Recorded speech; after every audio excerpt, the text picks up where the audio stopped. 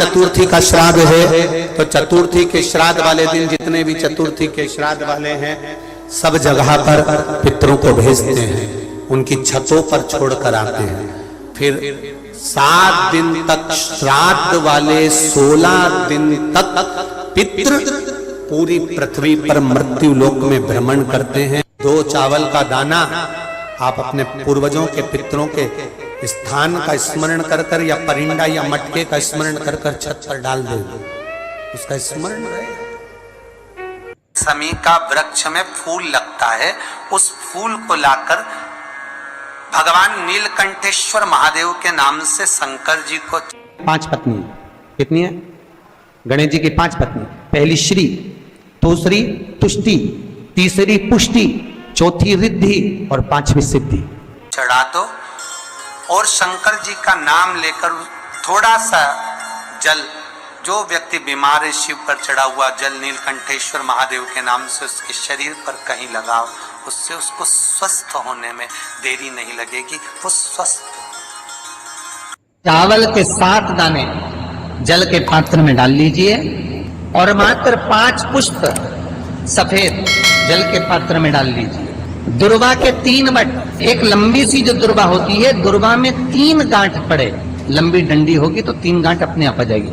3 but वाली दुर्वा उस जल के अंदर डाल लीजिए और शंकर के मंदिर में जाकर उस जल को समर्पित कर दीजिए। जल समर्पित करना है, ये वाला जो जल चढ़ाएंगे आप शंकर को, जैसे शिवलिंग सामने है और जल का पात्र अपने हाथ में है तो उल्टा जल चढ़ाएंगे, ऐसे आपकी ओर मुख करा हुआ। शिवजी को जब जल चढ़ाते हैं तो पितरों को भी मिलता है, शिवजी को जल चढ़ाते हैं तो 33 कोटि देवताओं को प्राप्त होता है, शिवजी को जल चढ़ाते हैं तो नवग्रह देवता को प्राप्त होता है, शिवजी को जल चढ़ाते हैं तो हमारे आहूतों वासुकों को प्राप्त होता है, शिवजी को जल चढ़ाते हैं तो ये प्रकृति वनस्पति को प्राप्त होता है, शिवजी को जल चढ़ाते हैं तो 64 योगिनियों को प्राप्त होता है, शिवजी को जल चढ़ाते हैं तो सारी देवियों को प्राप्त होता है। शंकर पर चढ़े हुए जल का भाग बट जाता है, इसलिए शिवजी पर 1 लोटा जल चढ़ाने के लिए अगर किसी का शनि कमजोर, राहु कमजोर, केतु कमजोर, कोई मंगल कमजोर, किसी का कुछ तकलीफ है, जल चढ़ाते से ही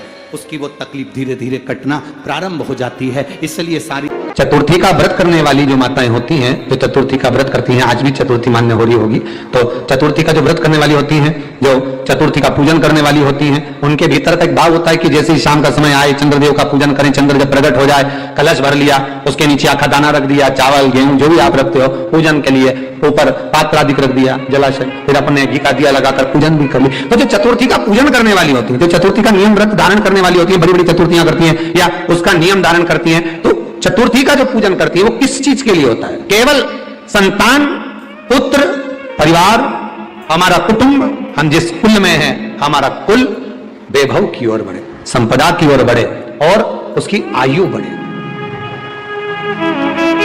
उसकी आयु बढ़े, वैभव बढ़े।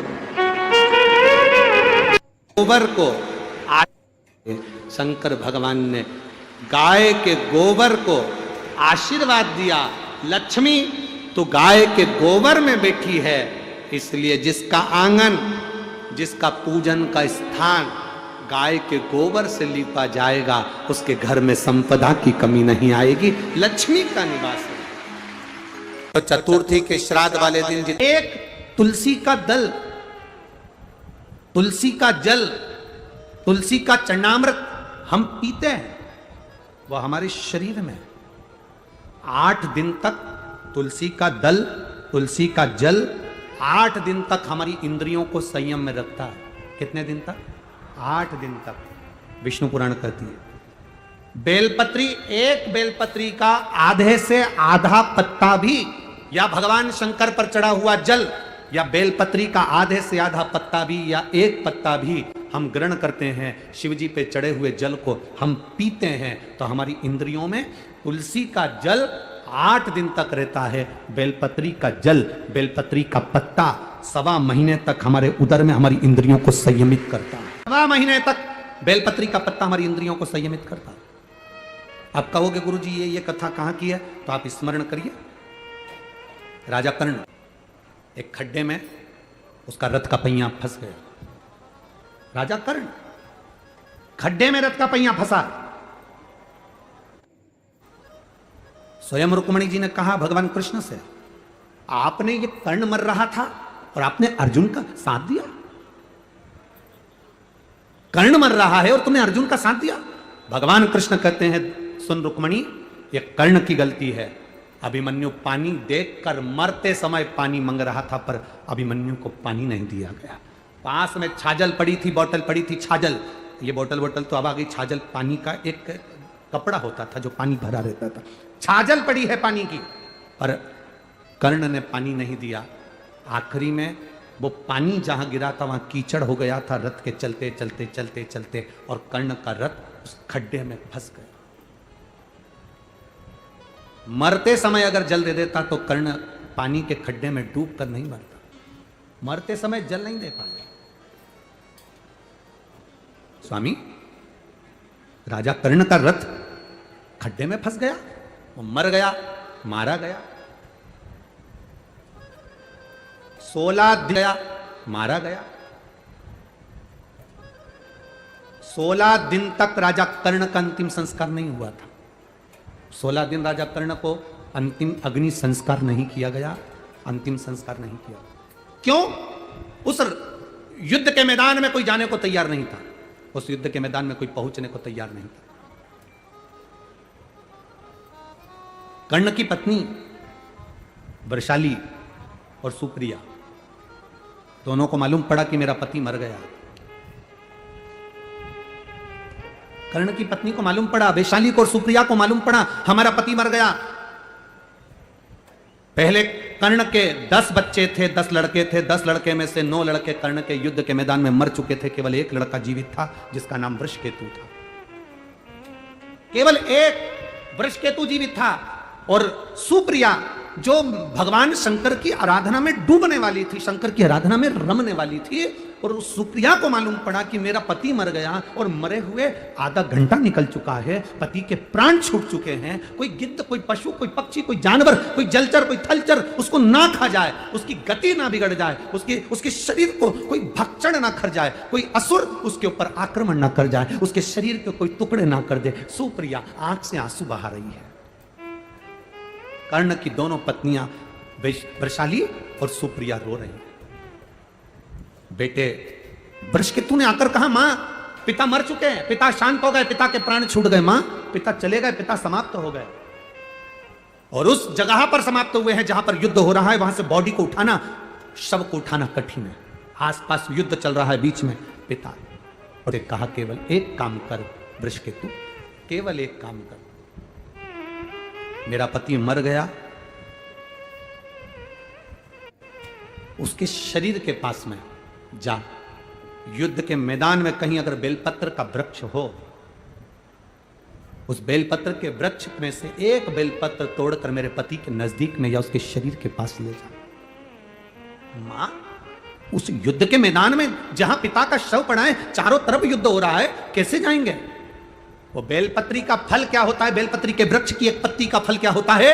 शिव महापुराण की कथा कहती है, देव पितर, शिव महापुराण की कथा कहती है कि ये पितृपक्ष 16 दिन जो कर्ण को मिले हैं वो साधारण नहीं थे। एक बेलपत्र का पत्ता वृषकेतु तोड़ता है। तोड़कर वृषकेतु युद्ध के मैदान में रथ पर सवार होकर युद्ध लड़ता लड़ता पिता के नजदीक में जाता है। रथ चलता रहता है, वृषकेतु नीचे कूद जाता है। और कर्ण का 10वें नंबर का बेटा छोटा, 9 बेटे मर चुके थे राजा कर्ण के।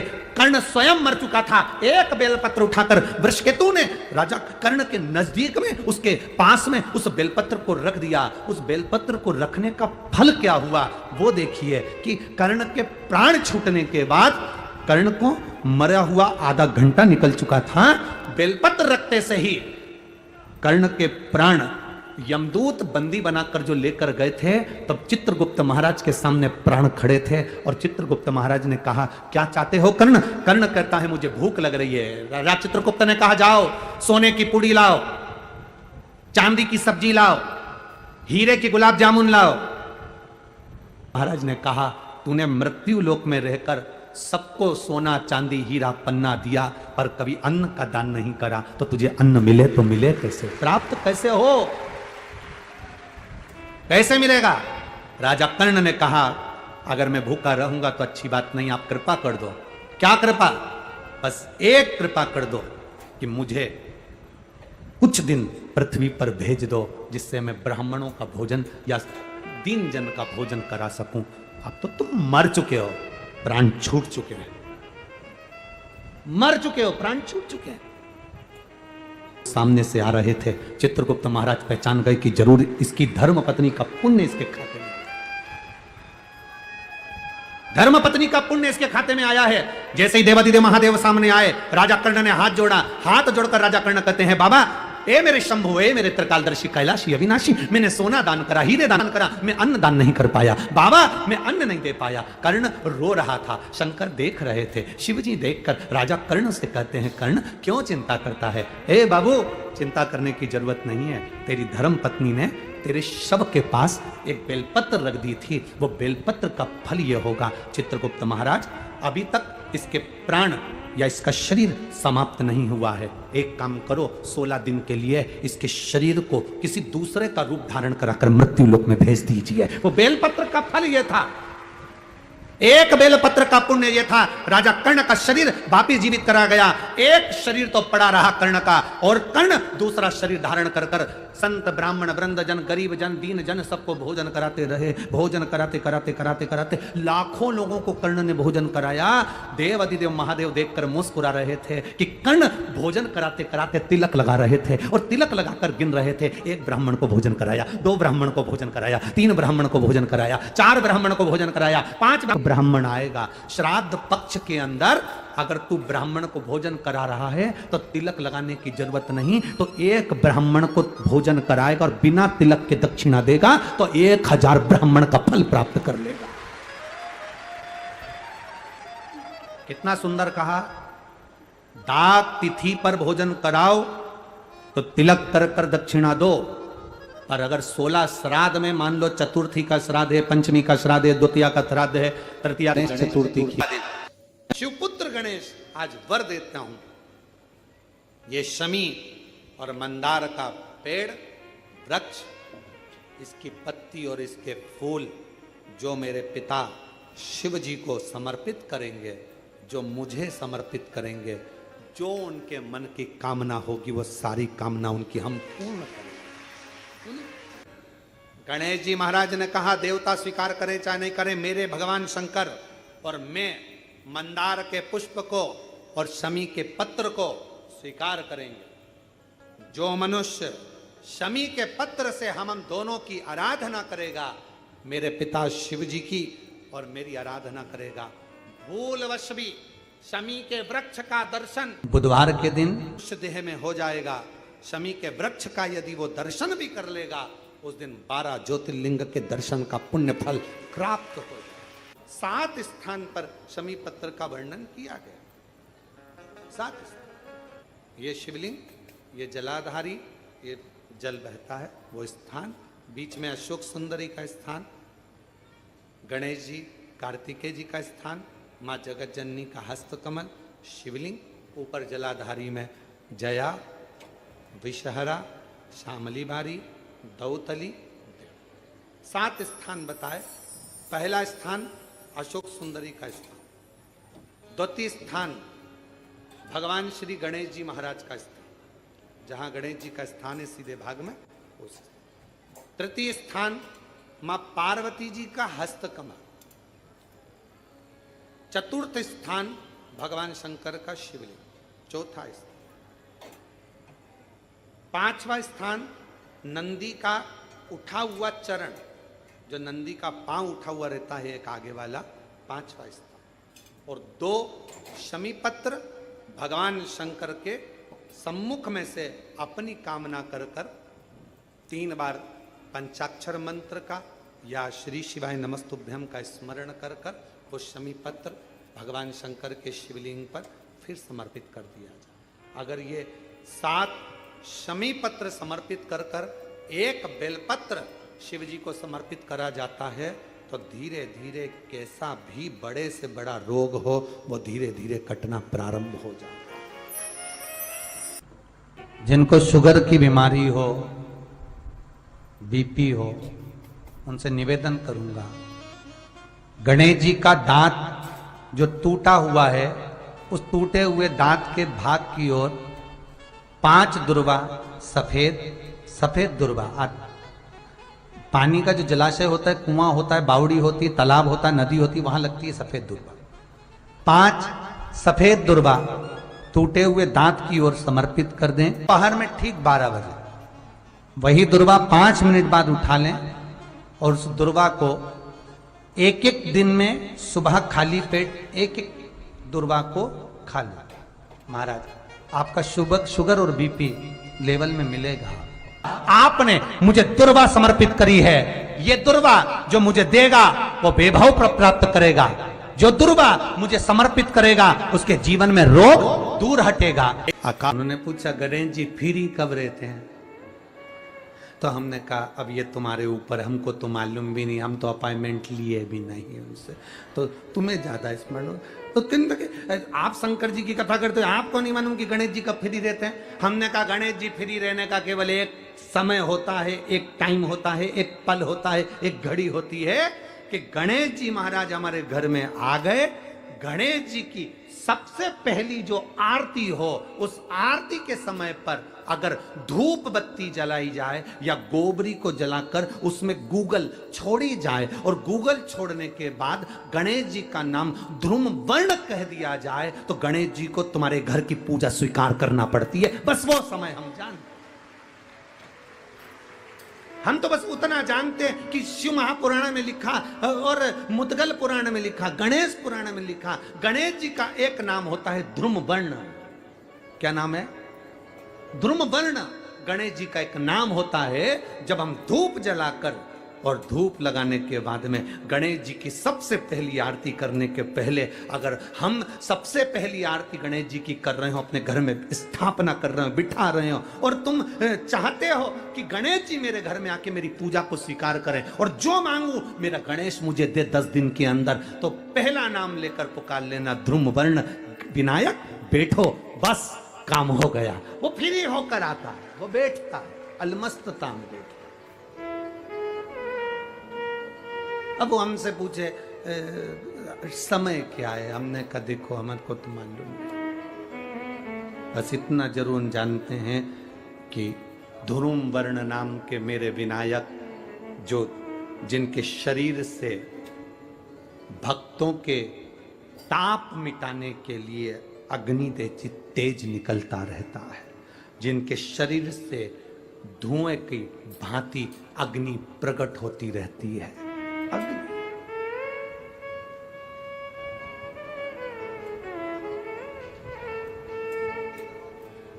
हम तो उनको पहचानते हैं जो दुनिया के ताप मिटाने के लिए प्रगटा। उनके शरीर से अग्नि धुआं तेज पुंज प्रकट हुआ। वो ध्रुम वर्ण विनायक साधारण, उसका केवल नाम उच्चारण कर कर भी अगर विराजित किया जाए, वो आया स्वीकार करेगा। 10 आप अभी तक बिठा लेते थे, सिद्धि विनायक आओ, मयूरेश्वर आओ, भगवान को बल्लेश्वर पधारो, आपने बुलाया, आया, वो बैठा, वो ऐसा नहीं कि नहीं बैठा, पर हमें समय का भान नहीं हो पाया। हम किस समय पर भगवान को रिझाएं? परमात्मा को रिझाने का कोई समय होता है? भगवान को तो जब तुम्हारी मर्जी पड़ जाए, जब तुम्हारा दिल कर जाए, तब मेरे भगवान को रिझाने का प्रयास करो, वो तुम्हारे करीब में आकर बैठ जाएगा। जब तुम्हारा मन पड़े, जब तुम्हारी मर्जी पड़े।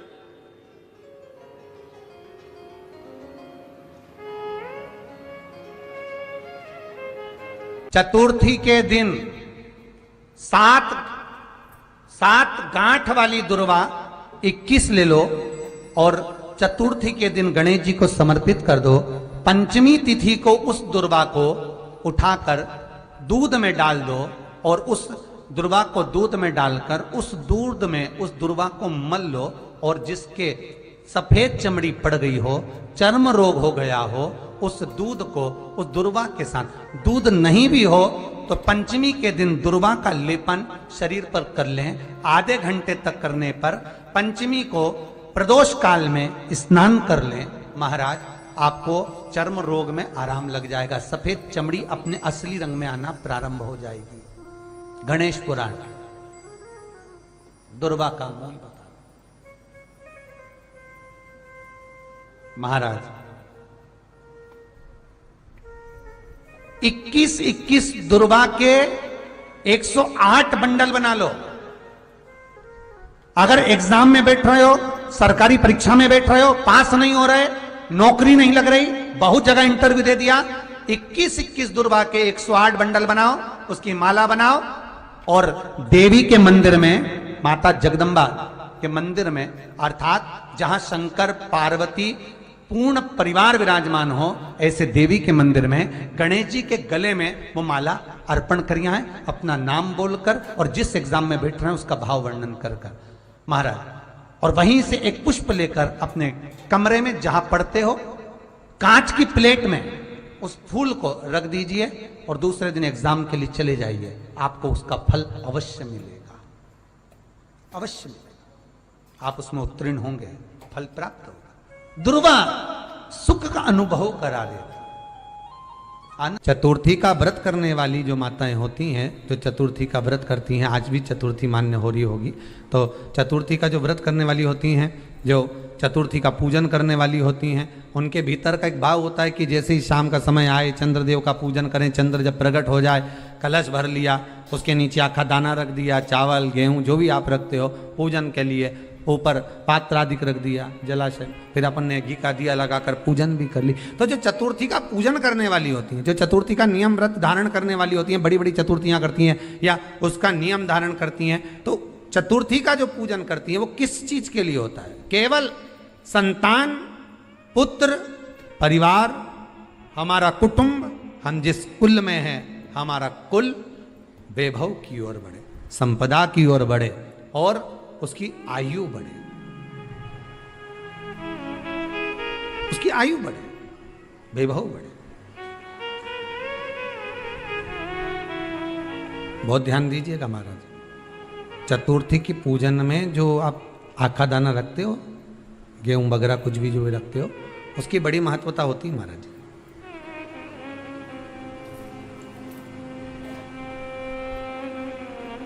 यहां तक कहा गया है, चतुर्थी की कथा तो आप लोग पढ़ते होंगे, जो लोग पढ़ते हैं उनको मालूम होगा, चतुर्थी की कथा में लिखा है, चौथ माता के व्रत में वर्णन किया गया है कि वो आखा दाना जो रखा जाता है, मान लो कोई जरूरी काम होता है तभी आखा दाना को रखा जाता है, संभाल के रखते हैं कि हम इस काम के लिए जा रहे हैं और हमारा ये कार्य सफल होना चाहिए। तो जिसने चतुर्थी का व्रत करा है, जिसने चंद्रदेव का पूजन करा, चतुर्थी का व्रत करा, वो गणेश जी से विनती करके वहां से 2-4 आखा दाना उठा ले और जो व्यक्ति का काम अटक रहा है अपने ही घर का, पर दूसरे कुल को नहीं देना, अपने ही कुल के अंतर्गत जो काम अटक रहा है उसकी जेब में, उसके पल्लू में उस चीज को रख दिया जाए। तो चतुर्थी जो अगली आती है, जैसे आप महीने की करते हो तो महीने की, और आप जैसे करते हो कि 4 अलग बड़ी बड़ी चतुर्थी करते हो, तो उसके अनुसार आपका कार्य सिद्ध होता ही है। उस आखे दाने का इतना महत्व होता है क्योंकि चतुर्थी का व्रत करने वाली माता जब व्रत करती है तो स्वयं चतुर्थी की कथा में लिखा हुआ है कि पार्वती जी गणेश जी से चतुर्थी की कथा बचवाती। चतुर्थी की कथा बाची किसने थी? स्वयं गणेश जी महाराज ने। और सुनी किसने थी? माता पार्वती। बाचने वाले गणेश जी थे, सुनने वाली माता पार्वती थी। तो चतुर्थी की कथा जब होती है तो उसको स्वयं गणेश जी बाच रहे हैं, तो व्रत कौन सुन रही है? माता पार्वती। और आपने जो आखा दाना लिया वो गणेश जी के भाव से लिया, गणेश जी से निवेदन करके, विनय करके, प्रार्थना कर कर उसको प्राप्त किया, आपने उसको लिया।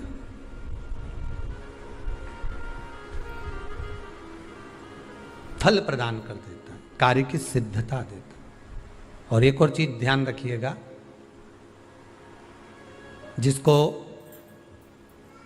पथरी की बीमारी हो या किडनी लीवर में कोई तकलीफ उत्पन्न हो जाती है, डायलिसिस चल रहा हो या डॉक्टर बोल रहे हो कि चेंज करना पड़ेगा, तो उसके पहले कोई सी भी 4 चतुर्थी, कोई सी भी 4 चतुर्थी, सफेद दुर्वा, जब गणेश शिव महापुराण की कथा बाची थी पिछले वर्ष की, शायद हमारे चैनल पर डली होगी, आप जब जाएंगे तो उसमें प्राप्त होगा। तो सफेद दुर्वा, और दुर्वा का भी वर्णन करा था कि दुर्वा कहाँ से उत्पन्न हुई थी। दुबा का भी व्याख्यान वर्णन करा था कि दुबा का महत्व क्या है, इसको अमृत क्यों कहते हैं, उसका भी वर्णन करा गया था कि सारे पेड़ पौधों को काट कर पटक दो वो सूख जाते हैं, पर दुर्वा को भले काट लिया 1 साल बाद वापिस ले जाकर डाल दो और पानी के अंदर दुर्वा हरी हो जाती है। अमृत